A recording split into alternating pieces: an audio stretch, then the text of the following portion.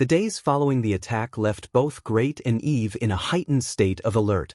The constant presence of danger now loomed over their every step, but neither of them was willing to retreat.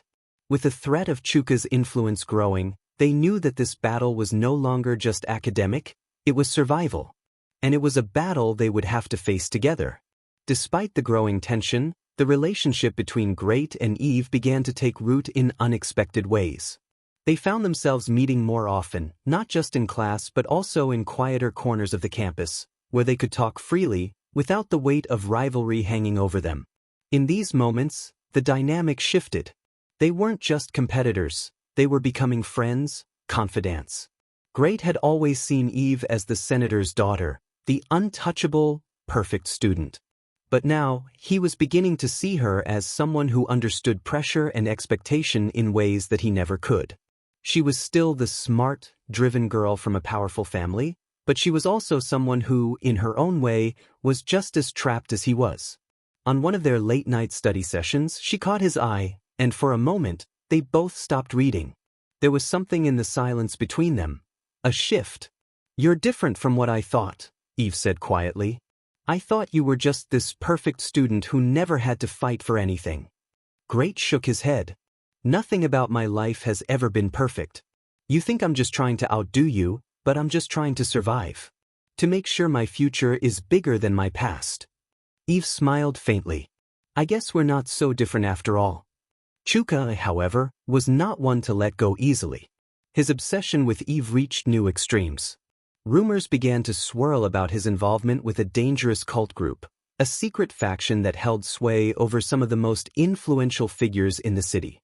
Chuka, with his wealth and connections, was using the cult to intimidate anyone who threatened his claim to Eve, and it seemed that Great was at the top of his list.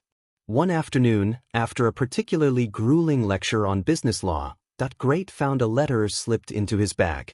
The words on it were simple but chilling: "Stay away from her or you'll regret it." Great's pulse quickened as he read the message. The threat was clear. And this time, it was personal. The next day, after class, Great met with Eve in the university courtyard. The weight of what had happened finally took its toll on both of them. They could no longer ignore the dangers that were closing in. "I'm not backing down," Great said, his voice tense. "But I need your help. I can't fight this alone." Eve looked at him, the weight of her family's expectations heavy in her eyes. But there was something in her gaze, something that had changed. She wasn't just the senator's daughter anymore. She was Eve, someone who understood what it meant to fight for something real. "I'll help you," she said firmly. "But we need to do this the right way. We can't just keep running away from him." And so, together, they devised a plan to confront Chuka and his growing influence once and for all. The pressure on the university campus was mounting. The student elections were fast approaching, and both Great and Eve found themselves in the middle of political turmoil that threatened to shake their already fragile bond. The election was a major event, not just for the student body but for the families of those involved. As the son of the senator, Eve was under immense pressure to perform well, to maintain her family's image of success. Great, on the other hand, felt torn between his loyalty to Eve and his own dreams of independence. The weight of political expectations was something he never imagined being part of. On the day of the election, the atmosphere on campus was electric. The university grounds were filled with campaign posters, speeches, and the chatter of students eagerly anticipating the results. Eve, as always, was in the spotlight, her every move scrutinized. But as the ballots were cast, she found herself more focused on the future than on the election. Great stood beside her, his presence steady, offering quiet encouragement. "I don't want to be just a name, Eve," he said, his voice low. "I want to make a difference." Eve turned to him, her eyes softer than they had been in weeks. "You already are," she whispered, and for the first time, they weren't just a rival and a politician's daughter. They were two people who shared the same dream. As the election results were announced, and both the boy and the senator's daughter celebrated their achievements, their lives were again thrown into a new world of conflict. The growing connection between them had sparked reactions from their families. Eve's father, the senator, was far from pleased with the idea of his daughter getting involved with someone from a modest background. The boy's family, too, felt the strain of Eve's presence in their home. Yet, despite the tension, something had changed in both families.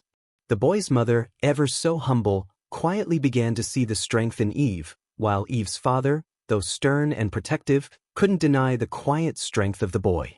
Their meeting had been brief, but significant. It was a sign of things to come. As their personal lives began to stabilize, so did their professional futures. Great, driven by his newfound confidence, secured an internship at Shell plc, thanks to the introduction from Eve's brother, who had returned from the US. This new opportunity brought with it a sense of hope. His life was no longer about survival. It was about building a future that had no limits. As the summer months approached, the threat of Chuka and the cultists remained. Yet, despite their growing influence, they had underestimated Great's determination. The final confrontation came one night, when Chuka, feeling cornered, tried to make his last move. But the boy was ready. With Eve by his side, they faced down the man who had tried to ruin their lives. Chuka's downfall came swiftly. His involvement in criminal activities, including his ties to the cultists, led to his expulsion from the university. The very connections he had used to intimidate others were now his undoing. For Eve, the victory was bittersweet. Her family's name had been tainted by Chuka's actions, but it was also a reminder of the power of standing up for what was right. As the summer months approached, the threat of Chuka and the cultists remained. Yet, despite their growing influence, they had underestimated Great's determination. The final confrontation came one night, when Chuka, feeling cornered, tried to make his last move. But the boy was ready. With Eve by his side, they faced down the man who had tried to ruin their lives. Chuka's downfall came swiftly. His involvement in criminal activities, including his ties to the cultists, led to his expulsion from the university. The very connections he had used to intimidate others were now his undoing. For Eve, the victory was bittersweet. Her family's name had been tainted by Chuka's actions, but it was also a reminder of the power of standing up for what was right.